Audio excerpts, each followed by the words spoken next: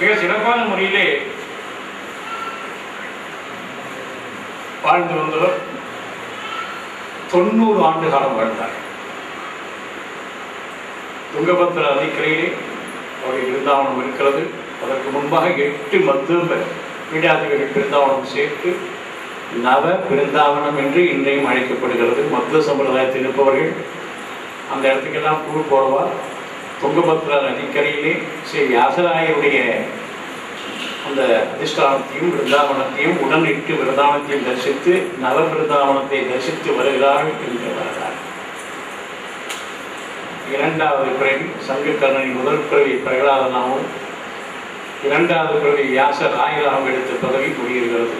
மூன்றாவது பிறவிதான் நம்முடைய கதாநாயகன் ஸ்ரீ ராகவேந்திரர். விஜயநகர சாம்ராஜ்யத்திலே பல பண்டிதர்கள் எல்லாம் கவனித்து வந்தார்கள். அதிலே ஸ்ரீ கிருஷ்ண பட்டர், அவர் மகன் கனகாசர பட்டர், அவருடைய மகன் திம்மண்ண பட்டர். திம்மண்ண பட்டர் என்பவர் வீணை வித்வான், பெரிய வீணா இருப்பான். அப்படியேப்பட்ட திம்மண்ண பட்டருக்கு கோபாம்பிகா என்ற மனைவி. அவருக்கு 2 குழந்தைகள் பிறந்தன. முதல் குழந்தைக்கு குருராஜன் என்று பெயர் வைத்தார்கள். இரண்டாவது பெண் குழந்தை வேங்கடாம்பாள் என்று பெயர் வைத்தார். சிறப்பாக இல்லம் நடத்தி கொண்டிருந்த போது திம்மண்ணப்பட்டர் கோபாம்பிகை தம்பதி திருப்பதி சென்றார்கள். திருப்பதியிலே சீனிவாச பெருமானை பற்றி தியானம் பண்ணிட்டு இருந்த பொழுது அவர்களுக்கு திடீர் ஒன்று எண்ணம் வந்தது, என் அருளால் உனக்கு மீண்டும் ஒரு குழந்தை பிறக்கக்கூடிய தெய்வ பிரசாதம் என்று எண்ணிக்கொண்டார்கள். கிபி 13/3/1581 he was born in the year 1581. Phalguna வருஷம், சுக்லபட்சம், சப்தமி திதி, வியாழக்கிழமை, திருவாதிரை நட்சத்திரத்தில். மகான்கள் எப்படி அவதானம் பண்ணியிருக்கா பாருங்க. ஆதிசங்கர நட்சத்திரம் திருவாதிரை, ஸ்ரீ ராமானுஜ நட்சத்திரம் திருவாதிரை, ஸ்ரீ மத்வ நட்சத்திரம் திருவாதிரை. மிக சிறப்பான முறையிலே ஜோதிடர் வந்திருக்காங்க. மூன்றாவது குழந்தை என்றால் குருஸ்தானம் என்று சொல்வார்களாம். இவர் மூன்றாவது குழந்தையா இருந்தாலே இவருக்கு குருஸ்தானம், இவரே குருவாக மாறுகின்றார் என்று ஜோதிடத்தை சொன்னார்களாம். இவர் பிறந்த இடம் சிதம்பரத்துக்கு பக்கத்திலே புவனகிரி. சிந்தித்து பாருங்கள், தமிழ்நாடு எந்த அளவுக்கு புண்ணியம் செஞ்சிருக்கியா. தென்னிந்தியாவிலே எவ்வளவு பெரிய மகான்கள், சாமானிய மகான்கள் இல்லை, சாமானியமான சக்தி படைத்தவங்க இல்லை. அவங்கெல்லாம் வரலாற்று நாயகர்கள். சும்மா கதாலட்சணம் அப்படி பானத்தை ஊட்டினா நதியை குடிச்சான்லாம் கதையெல்லாம் இல்லை. புவனகிரியிலே பிறந்தார்கள். மிக சிறப்பான முறையிலே கல்வியிலே சிறந்தவராக விளங்கினார். தந்தை திம்மண்ணர் பட்டர் தன் குழந்தை மீது கொண்டிருந்த பாசமும் ஆசையும் கொஞ்சமா நெஞ்சமா. ஒரு நாள் திம்மண்ணப்பட்டர் வெளியூருக்கு செல்ல வேண்டியிருந்தது. இவன் பெயர் வேங்கடநாதன். அப்போ ஒன்றும் ராகவேந்திரன் ஆகல. அவர் வெங்கண்ணா அல்லது வேங்கடநாதன். வெங்கண்ணா இங்கே வாப்பான்னு கூப்பிட்டார். நமஸ்காரம் பண்ணான். நான் வெளியூருக்கு இன்னைக்கு போறேன். நித்தியம் நான் கிருஷ்ணன் கோயிலில் பூஜை பண்றேன் இல்லையா? ஆமாப்பா, இன்னைக்கு எனக்கு பதிலாக நீ பூஜை பண்ணணும். நான் கோயில் போயிட்டு வந்துடுவேன், ஊருக்கு போயிட்டு வந்துடுவேன். சரிப்பா, உனக்கு பூஜை மந்திரம்லாம் தெரியும் ஏடா வெங்கண்ணா? தெரியும்ப்பா, தினம் நம்ம கூட கோயிலுக்கு வந்திருக்கேனே. நீங்கள் சொல்கிற மந்திரம்லாம் மனப்பாடம் எடுத்துப்பா. எனக்கு 2 மாம்பழத்தை கொடுத்தார். இதை நைவேத்தியம் பண்ணணும். பண்ணிட்டு பூஜையை முடிச்சுட்டு வந்து சேர்த்து சரிங்களா. திம்மண்ணப்பட்டர் ஊருக்கு போயிட்டார். வெங்கண்ணா போனான். அபிஷேகம் ஆராதனை பண்ணான். நிறைய பூக்களை போட்டான். கிருஷ்ணா, இதோ வச்சிருக்கீ, உனக்கு சாப்பாடு நைவேத்தியம் கொண்டிருக்கேன், மாம்பழம் சாப்பிடு. கிருஷ்ணா, என்ன கிருஷ்ணனை காணும்? சாப்பாடு கொண்டு வந்திருக்கேன், நைவேத்தியம் கொண்டு வந்திருக்கேன், மாம்பழம் கொண்டு வந்திருக்கேன். கிருஷ்ணா,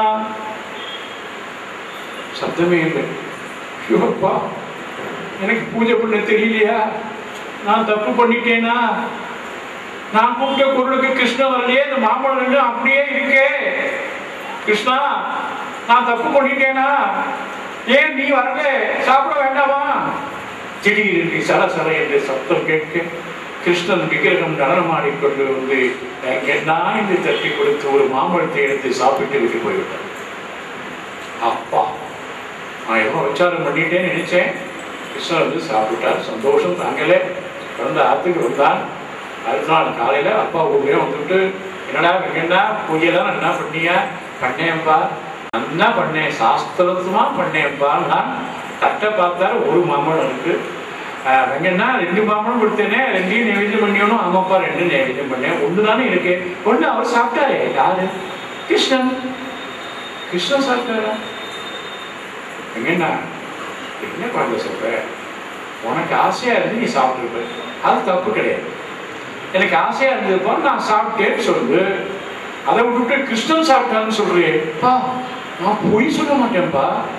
நான் நைவேத்தியம் பண்ணேன், கிருஷ்ணா நீ சாப்பிட்டுன்னு கூப்பிட்டேன். முதல்ல வரல, அப்புறம் எனக்கு அழுகியே வந்தது. உடனே கிருஷ்ணன் வந்து ஒரு பழம் சாப்பிட்டாருப்பா. வெங்கண்ணா, உண்மைக்கு எல்லை உண்டு, பொய்க்கும் எல்லை உண்டு. பொய் பேசாத. அப்பா நான் பொய் பேசலப்பா, உண்மையை சொல்றேன்ப்பா. கோவாம்பிகை, நம் குடும்பத்திலே நாம் ஆசைப்பட்டு பிறந்த அந்த மகன் பேசிக்கிட்டு பொய் வார்த்தைகளை நீ கேட்டாயா? என்ன என்ன மாம்பழத்தை நைவேத்தியம் பண்ணலாம், கிருஷ்ணன் வந்து சாப்பிட்டானா? அம்மா நான் இன்னைக்காவது பொய் பேசிருக்கேனம்மா, சத்தியம் பண்றேம்மா, நான் சத்தியம் பண்றேம்மா, கிருஷ்ணன் தான் சாப்பிட்டாரம்மா. இல்லை, ஒருபோதும் நடக்காத ஒரு காரியத்தை நீ பேசிக் கொண்டிருக்கிறாய். என் கோபம் எல்லை மீறி போவதற்கு வெங்கண்ணா, உன் தவறை உணர்ந்து கொள். நான் உனக்கு தண்டனை தருகிறேன். தோப்பு கர்ணம் போல் 2 கைகளை 2 காதிலே வைத்து வெங்கண்ணா தோப்பு கர்ணம் போட்டான். 1 2 போட்டுட்டே இருக்கான், சொல்லிட்டே இருக்கார். கண்ணை மூடுறார், கண்ணை திறந்து பார்த்தார். தோப்பு கர்ணம் போடுறவன் வெங்கண்ணா இல்லை, கிருஷ்ண பரமாத்மா. கிருஷ்ணா நீயா?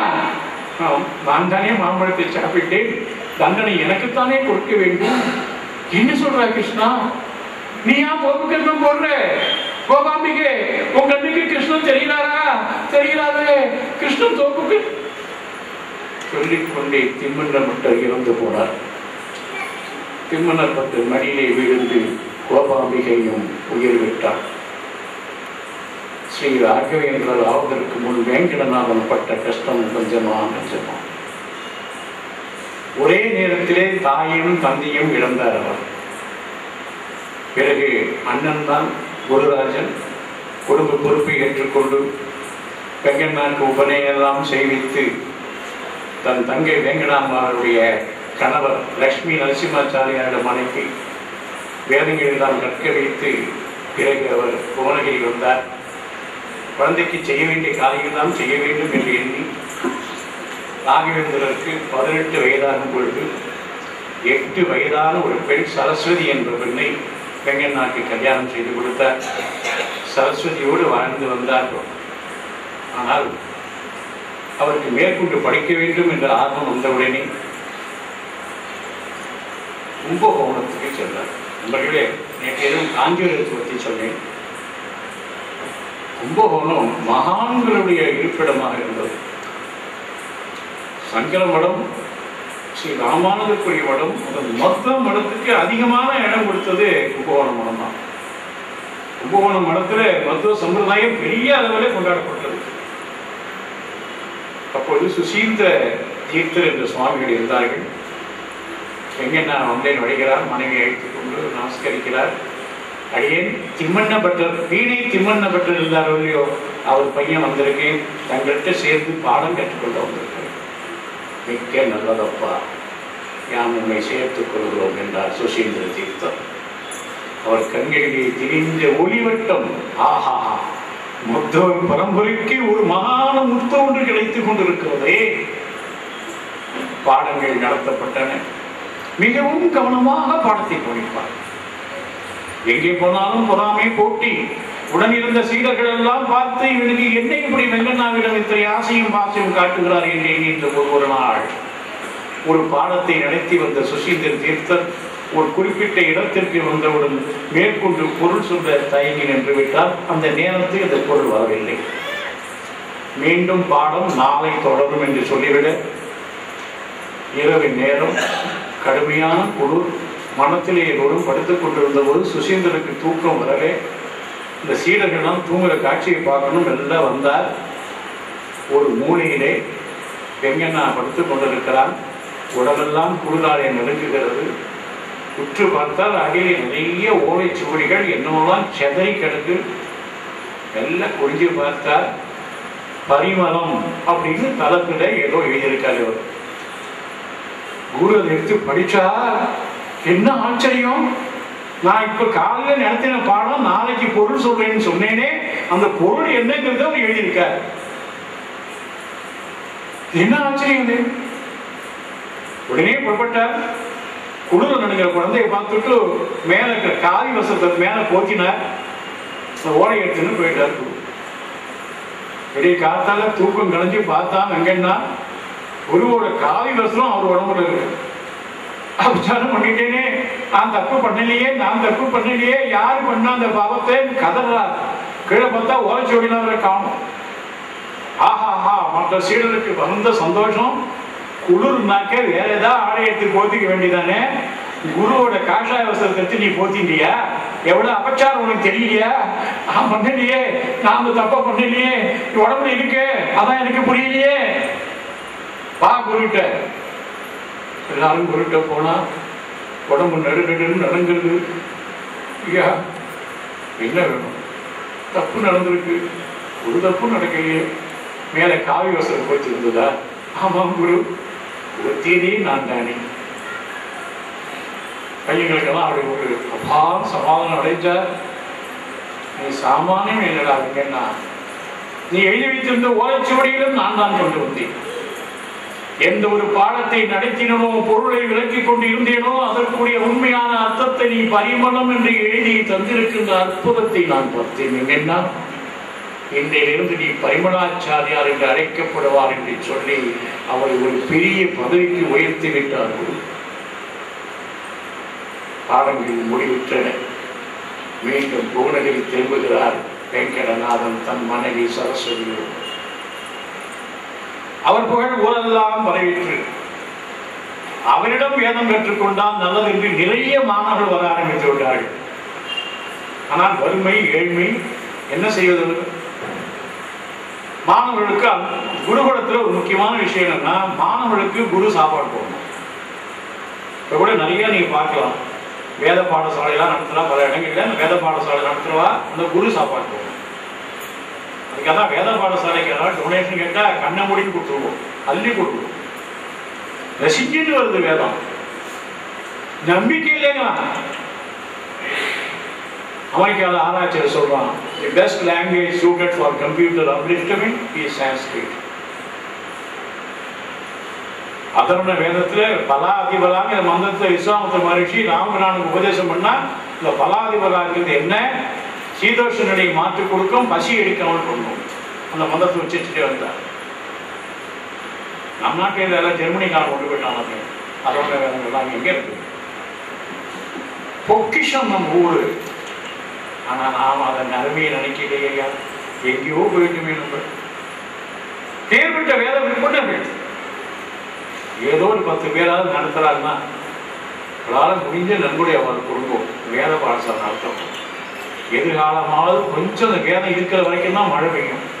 ஏன்னா வேதம் மனிதனால் எழுதப்பட்டதில்லை, இறைவன் வார்த்தைகள். அதனால்தான் ஸ்ருதி சமஸ்கிருதத்திலும் மறை என்று தமிழை சொல்வார்கள். மறை என்றால் மறைத்து சொல்லப்பட்டது, காவா கேட்டு சொல்லப்பட்டது. விஸ்வாமித்திர மகரிஷி அப்படி கேட்டு எழுதி கொடுத்ததுதான் காயத்ரி மந்திரம். 24 நட்சத்திரத்தில் பிரதோஷோட காயத்ரி மந்திரத்தை விஸ்வாமித்திர மகரிஷி காற்றில் இருந்து கேட்டு எழுதி கொடுத்து நம்மை சந்தியாவந்தன மந்திரத்தை கொடுத்திருக்கிறார். வேத விற்பனர்கள் என்று சொல்லி நிறைய சீடர்கள் வருகிறார்கள். அன்னம் படிக்க வசதி இல்லை. நீங்க சாப்பாடுல போன்னு சொல்ல முடியுமா? எவ்வளவு ஒரு இக்கட்டான சரி, பிராமணார்த்தத்துக்கு போக ஆரம்பித்தார். ஒரு பெரிய செல்வந்தர் வீட்டில் பிராமணார்த்தம் நிறையா ஒருத்தர் கூப்பிட்டார். போயிட்டார். வெங்கடநாதன் போயிட்டார்.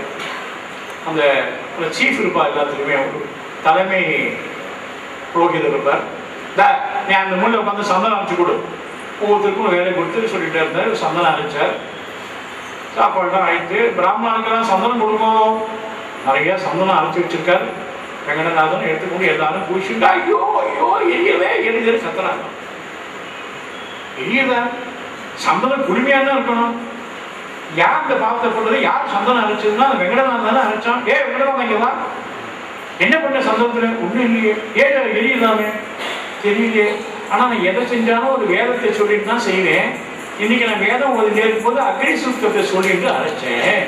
அக்னி சுத்தத்தை சொல்லி அரைச்சனால குடிச்சு குடிச்சு. சரி, இப்ப என்ன பண்ணா இன்னொரு சுத்தத்தை சொல்லி அரைக்கிறேன்னு கருணா சுத்தத்தை சொல்லி அரைத்திட அந்த உடம்புல இருந்த எரிச்சல் திருப்பி மகா. ஆனாலும் பொருளாதார வசதி போரவில்லை. மீண்டும் அடைக்கலமாக புறப்பட்டார் கும்பகோணத்திற்கு. சுத்தீந்திர மகாராஜா சுத்தீந்திர தீர்த்தர் இம்முறை இவனை பார்த்தவுடன் ஆஹா விஜயேந்திர என்னிடம் ஒன்று சொல்லிவிட்டு போனார். சுத்தீந்திரனுடைய குரு விஜயேந்திரர்